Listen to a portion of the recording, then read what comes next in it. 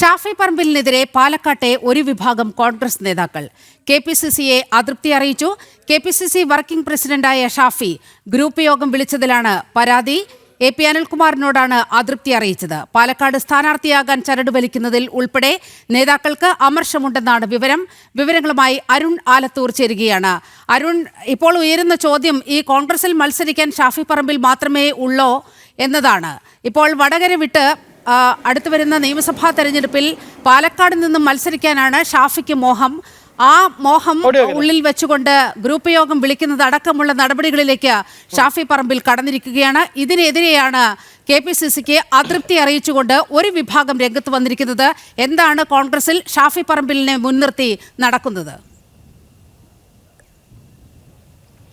നീലിമ, നമുക്കറിയാം പാലക്കാടിലെ ജനങ്ങളെ ഒരു ഉപതെരഞ്ഞെടുപ്പിലേക്ക് തള്ളിവിട്ടുകൊണ്ടാണ് ഷാഫി പറമ്പിൽ പാലക്കാട് നിന്നും വടകരയിലേക്ക് പോകുന്നത്. തുടർന്ന് വടകരയിൽ നിന്നും ലോക്സഭയിലേക്ക് എത്തുകയും ചെയ്തു. പക്ഷേ ലോക്സഭയിലേക്ക് എത്തിയപ്പോൾ അവിടെ ഷാഫിക്കോ മറ്റ് കോൺഗ്രസ് എംപിമാർക്കോ ഒന്നും യാതൊന്നും ചെയ്യാനില്ല. കാരണം വീണ്ടും നരേന്ദ്രമോദി സർക്കാർ അധികാരത്തിൽ വന്നു എന്നുള്ളൊരു സാഹചര്യവും ഉണ്ടായി.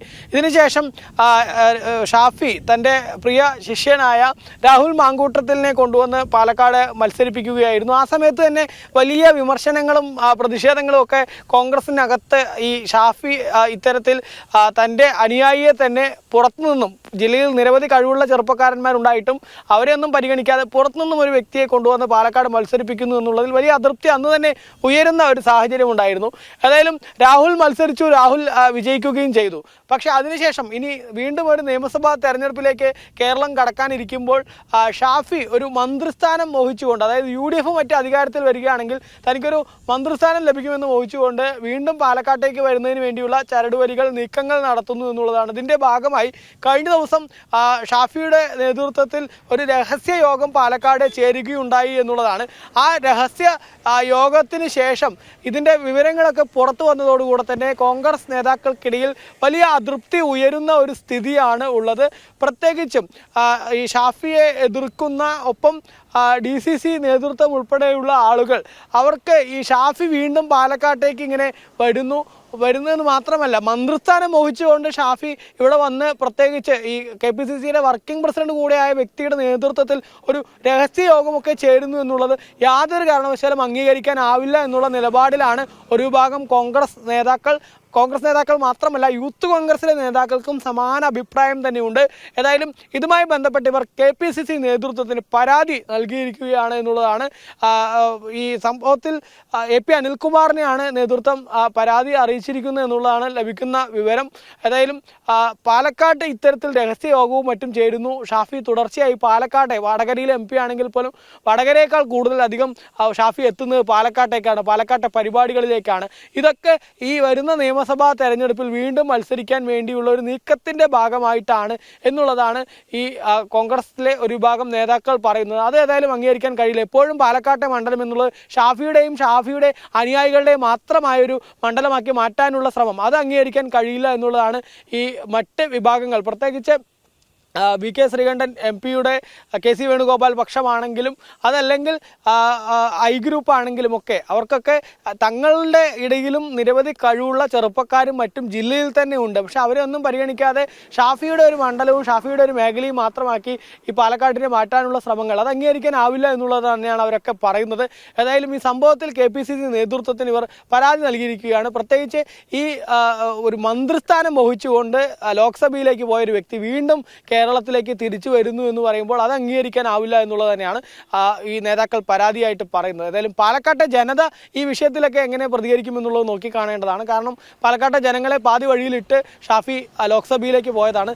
അതേ ഷാഫി വീണ്ടും ഒരു മന്ത്രിസ്ഥാനം മോഹിച്ചുകൊണ്ട് പാലക്കാട്ടേക്ക് തന്നെ തിരിച്ചു വരുമ്പോൾ അത് ജനങ്ങളും ഏതു തരത്തിൽ കാണും എന്നുള്ളതും ശ്രദ്ധേയമായ കാര്യമാണ്.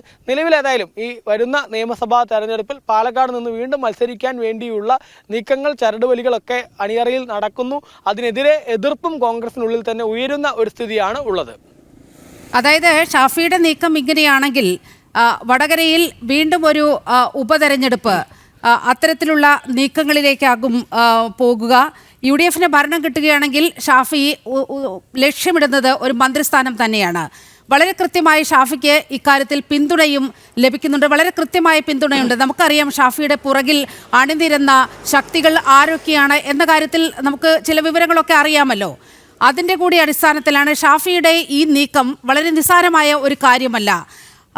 മന്ത്രിസ്ഥാനം ലക്ഷ്യമിട്ടുകൊണ്ട് ഷാഫി നടത്തുന്ന നീക്കങ്ങൾക്ക് മറ്റൊരു തരത്തിൽ പിന്തുണ ലഭിക്കുന്ന ഒരു സാഹചര്യമുണ്ട്. കോൺഗ്രസിൻ്റെ ഒരു മതേതര സ്വഭാവം അതുകൂടി ചോദ്യം ചെയ്യുന്ന അവസ്ഥയിലേക്ക് ഷാഫിയെ ചില ശക്തികൾ വളർത്തിയെടുക്കുന്ന സാഹചര്യം കൂടിയുണ്ട്. നീലിമ, പാലക്കാടിനെ സംബന്ധിച്ചിടത്തോളം നമുക്കറിയാം, കഴിഞ്ഞ തെരഞ്ഞെടുപ്പിൽ പാലക്കാട് SDPI, ജമാഅത്ത് ഇസ്ലാമി പോലുള്ള വർഗീയ ശക്തികളെ കൂട്ടുപിടിച്ചുകൊണ്ടുകൂടെയാണ് കോൺഗ്രസ് വലിയ വിജയം നേടുന്ന സാഹചര്യം ഉണ്ടായത്. കോൺഗ്രസ് ഇവിടെ വിജയിച്ച സമയത്ത്, ഉപതെരഞ്ഞെടുപ്പിൽ വിജയിച്ച സമയത്ത് ആദ്യം ആഹ്ലാദ പ്രകടനവുമായി മറ്റുമൊക്കെ രംഗത്ത് വന്നത് SDPI ആണ് എന്നുള്ളത് ശ്രദ്ധേയമായ കാര്യമാണ്.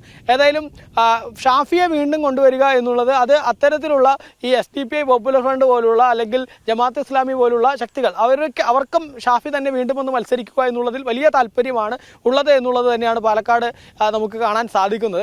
ഏതായാലും നിലവിൽ ഈ ഷാഫി പാലക്കാട്ടേക്ക് വരാൻ വേണ്ടിയുള്ള നീക്കങ്ങൾ നടത്തുമ്പോൾ അത് നേരത്തെ തന്നെ എഴുതി വെച്ച ഒരു തിരക്കഥയുടെ ഭാഗമാണ് എന്നുള്ളതാണ് ഈ ഒരു വിഭാഗം കോൺഗ്രസ് നേതാക്കൾ പറയുന്നത്. കാരണം രാഹുലിനെ തന്നെ പാലക്കാട് കൊണ്ടുവന്ന് ഉപതെരഞ്ഞെടുപ്പിൽ മത്സരിപ്പിച്ചത് രാഹുലാണെങ്കിൽ ഷാഫിക്ക് വേഗം തന്നെ തിരിച്ച് വന്ന് വീണ്ടും മത്സരിക്കാൻ വേണ്ടിയുള്ള സാഹചര്യം ഉണ്ടാവും എന്നുള്ളത് കണക്കുകൂട്ടിക്കൊണ്ടാണ് നേരത്തെ തന്നെ ഇത്തരത്തിൽ ചെയ്തത് എന്നുള്ളതാണ്. അതിന് VD സതീശൻ ഉൾപ്പെടെയുള്ള ആളുകൾക്കും കൃത്യമായിട്ടുള്ള പിന്തുണ, അവരുടെയൊക്കെ കൃത്യമായ പിന്തുണ ഈ ഷാഫിക്ക് ഉണ്ട് എന്നുള്ളത് തന്നെയാണ് ഒരു വിഭാഗം കോൺഗ്രസ് നേതാക്കൾ പറയുന്നത്. അതേസമയം തന്നെ KPCC പ്രസിഡന്റ് ആണെങ്കിലും K മുരളീധരനാണെങ്കിലും ഒക്കെ ഇത്തരം കാര്യങ്ങളിൽ ഈ ഷാഫി വീണ്ടും പാലക്കാട് വന്ന് മത്സരിക്കുമ്പോൾ അത് അംഗീകരിക്കാനാവില്ല എന്നുള്ള നിലപാടാണെന്നുള്ളതാണ് നമുക്ക് മനസ്സിലാക്കാൻ സാധിക്കുന്നത്. തീർച്ചയായും അരുൺ, കോൺഗ്രസിൽ നിന്ന് കൂടുതൽ പ്രതികരണങ്ങൾ ഇക്കാര്യത്തിൽ ഉണ്ടാകേണ്ടതുണ്ട്.